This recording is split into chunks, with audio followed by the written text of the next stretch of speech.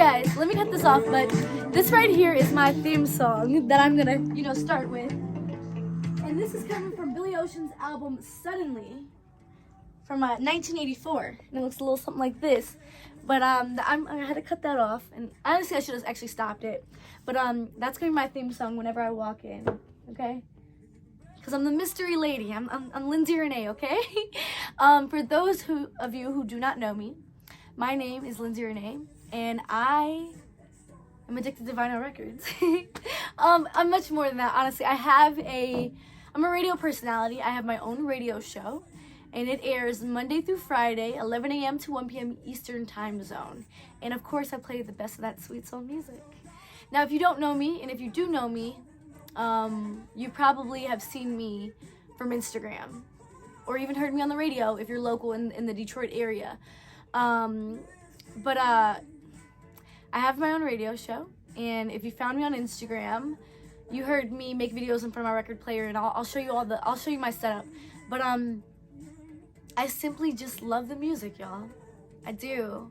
And I'm here to share my story.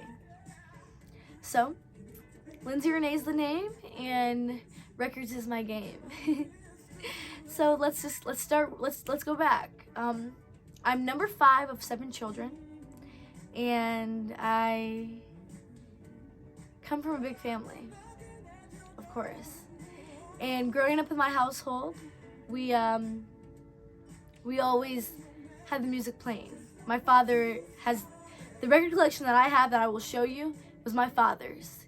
And growing up, he would always play this music, and it was just in the household. It was. And I'm here to share it with you guys, of course. But we could never touch his records. That was a no-no. Couldn't touch the records. But it was like I said, we would either be cleaning up, we come home. My parents own a health food store. So we come home from school, go straight to the health food store, and just, be there, and the music's always playing. So it was a big part of my childhood. And then fast forward, I promise I'm not going to make the story long, but fast forward to about 10th grade, or even a little bit before that, because I moved to Michigan. I'm originally from Memphis, Tennessee, but I moved to Michigan in 2014, so I was in about 7th grade. And I don't know, I always just been a little, different taste in music. I like all music, I really do. I like country, I like folk, I like R&B, I like a little bit of rap, I like a little bit of, today's music, I like R&B, everything like that. But what started me, I would say, is my love for Tracy Chapman. I don't know if you guys know who Tracy Chapman is, but her album Crossroads, changed my life. I don't know, every song on there was a hit, and it just really spoke to me. And mind you, I was in 7th, 8th, 9th grade just listening to Tracy Chapman, pouring my heart out, honestly. And then 10th grade, one night, I'm one of those night owls. I can't go to sleep at night.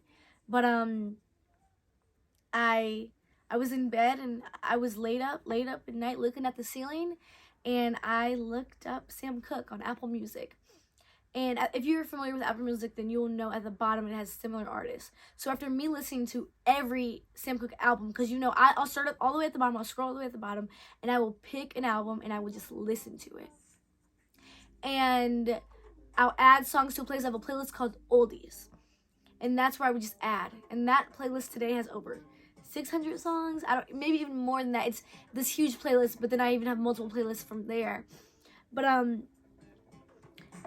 I kept on adding Sam Cooke songs, and I would go to the similar artists, and you would see Bobby Womack, Johnny Taylor, Curtis Mayfield, and all of them, and I would just keep clicking on those similar artists and adding songs to my playlist. And then it would come to a time when my father gave me a CD player. So kind of like a boombox, but a little newer than a boombox, because it was still it wasn't this old CD player. And it had its speakers on the side and everything like that. And he started making me CDs. And I became obsessed. Every day I would come home from school and listen to the CDs. I really enjoyed the CDs. And I would come to my dad after listening to these CDs. I was like, do you know, and mind you, he made me these CDs. And I would be like, do you know this song? Do you know this song? And he's like, yes, Lindsay, I know. And I just was so blown away with Curtis Mayfield and Impressions. And so many different artists, but it's like Curtis Mayfield, and I was 15 years old at the time, and it's like Curtis Mayfield was talking to my little girl mind. And he's talking about love and keep on pushing, we're a winner, and so many more. It was truly the message in the music for me, because I was always like this deep little girl who just always wanted to know and always wanted to learn. So I kept listening and learning, and I got to a point where I asked my dad, because he got me a record player one year, like the end of that year that he gave me the CD player, got me a record player, and I was like, can you take me to the record store? And I had to go to the record store all the time, every week. And I remember the first records I ever bought was the Choosing You album by Lenny Williams, Temptations. I forget the name of the album, but it has Lady Soul on it with Ollie Woodson. He's singing lead on that. And then a Sam Cooke's compilation album with like all of his greatest hits. And I'll pull up those 3 albums that I'm talking about. But basically, those are my first 3 albums that I ever bought myself. My father has given me albums and everything like that, but those were my first 3 that I was like, oh my god, I'm in the record store, I'm browsing, I have to have them. So after that, I kept on going to the record store, and of course I didn't have my license at that point, but when I got my license, that was like my daily routine. Like, I had to go to the record store, and I had to dig, and I had to keep on hearing something new. And then from the Impressions, it went on to the OJs, and I own every single OJ's albums, and Teddy Pendergrass, and Harold Melvin and the Blue Notes, and David Ruffin, and of course the Temptations, and just so on and so forth. And I had to have. And my father's like, Lindsay, you need to stop buying these records. Like, I have them all. I was like, well, you didn't give me your collection yet. And mind you, this was early on. Like, I was like 15, 16 years old. He didn't give me his collection yet. He only gave me his collection last year.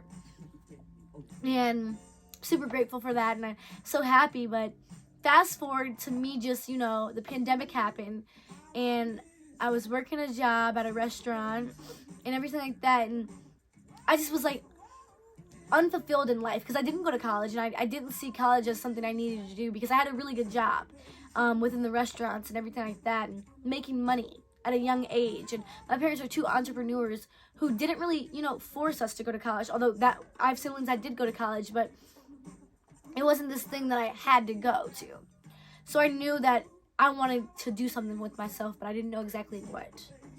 And my parents would always tell me, do something with the music, and I never thought I could do anything with the music, because I was like, I'm just a girl who likes to listen to records, who likes the 60s, 70s, 80s soul classic hits. That's all I thought. And then the pandemic happened, and of course, work kind of stopped, it slowed down. And then that was kind of like a whole year of just figuring out what I want to do. And then come 2021, I'm watching an episode of Unsung, if you guys are familiar with that show, with my father. And we're watching it, and then there's a gentleman by the name of David Washington on there.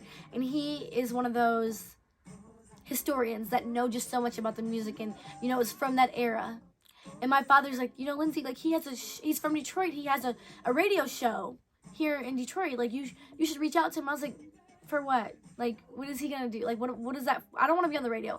I never had an interest in being on the radio, because for me, it was like, I just want to keep all this music to myself. Like, people my age, the kids I went to school with, didn't understand my taste in music. It wasn't anything I would just go around saying, hey, I like to listen to oldies. It wasn't that. If anything, it was like a weird thing. So I kind of kept it to myself, and my parents were just so on me for after watching that episode of Unsung, they were so on me, like, hey, you need to reach out to this man. So, we wrote up a letter, or just some way to contact him. And when it was finalized, it was all said and done, I waited like 2 months, and I didn't do nothing with this letter that we wrote.